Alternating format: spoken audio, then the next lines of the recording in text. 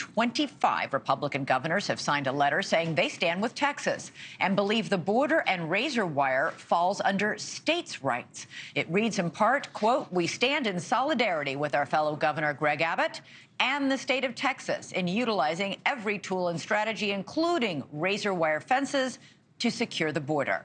The governors also call out the Biden administration several times, especially for the mass parole of migrants across the U.S.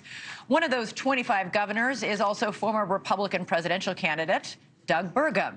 North Dakota's Doug Burgum joins me now. Governor, glad to have you here. So why is North Dakota standing with Texas? Well, we've been standing with Texas long before this latest skirmish with the Biden administration. This is clearly Governor Abbott's on the right path here under Joe Biden. I mean, it's been a complete disaster. It's not just the fact that in December, the numbers you've just reported, that's equivalent to the city of every man, woman, and child in New Orleans came into the United States illegally in December. But you add up under his administration, we've blown through the 8 million mark. That's every man, woman, and child in Maine, Vermont, New Hampshire, Rhode Island, Joe Biden's home state of Delaware, throw in Montana. That's how you get to 8 million. And then you throw on 300,000 overdose deaths, 6 Vietnam's worth of deaths during the time that Joe Biden's been president. We do have a mass invasion. We do have mass casualties. The states created the federal government, not the other way around. And we have a national security crisis. The Biden administration is failing to do their job, so states need to step up. Yeah. Does Texas, though, have the right to take over a federal border? Because statistics show that Greg Abbott is just moving the problem to neighboring states. He's not stopping migrants. He's moving them over to Arizona's border.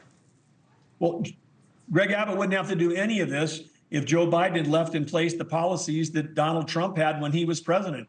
This problem has been exacerbated and just escalated by the Biden administrations of let's having an open border. And in 2016, the border was about immigration. In the election in 2024, this is about national security and it's about public safety. And the public is going to be behind Governor Abbott, just like the governors are, because they're feeling it. Every state's become a border state because of this transshipment of illegal immigrants coming into the United States. Even New York City is saying we can't bear the cost and the burden of this anymore. And then when you count in all the people on the terror watch list that are being let into the country, it's a national security problem. It is a national security problem. Governor Abbott calls it an invasion. You're absolutely right. Cities all across the interior of the United States are dealing with this.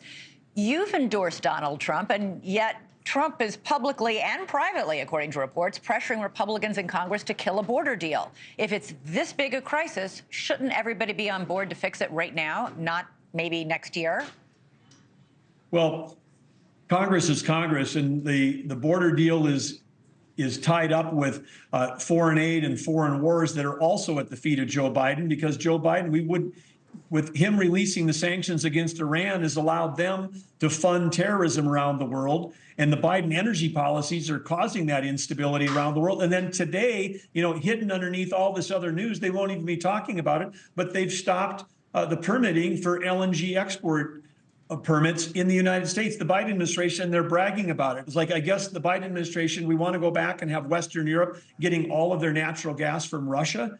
I mean, we should be selling energy to our friends and allies, not forcing them to buy it from our adversaries. And this will be on page 18. So between the open border and the energy policies, Joe Biden is destabilizing the whole world. He's putting the world at risk, and he's literally funding wars because of the energy policies. Right. But I want to ask you again, you have endorsed former President Donald Trump to be the Republican nominee to be president of the United States.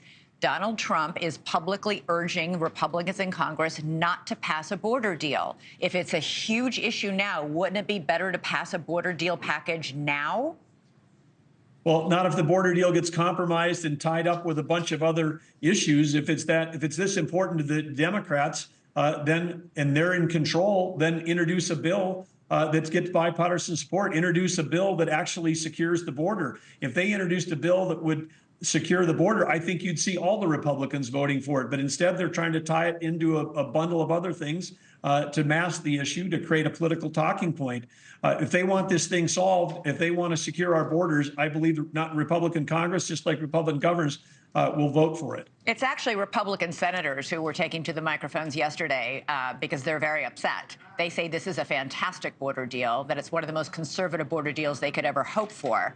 They were upset with Donald Trump for pressuring House Republicans to kill it so that he could have a campaign talking point. What's your reaction to that? This is the candidate you're backing. Well, I'm backing Donald Trump because on all these issues, the economy, energy, and national security, he's on the right track. Joe Biden, 180 degrees in the wrong direction. And this is going to, in November, like I said, the border will be an issue, and the American people, we're going to say, hey, this is something that is affecting all of us. We've got to have a secure border. The Biden administration hasn't delivered it. Thanks so much for watching. Go to joinnn.com to find NewsNation on your television provider. And don't forget to click the red subscribe button below to get more of NewsNation's fact-driven, unbiased coverage.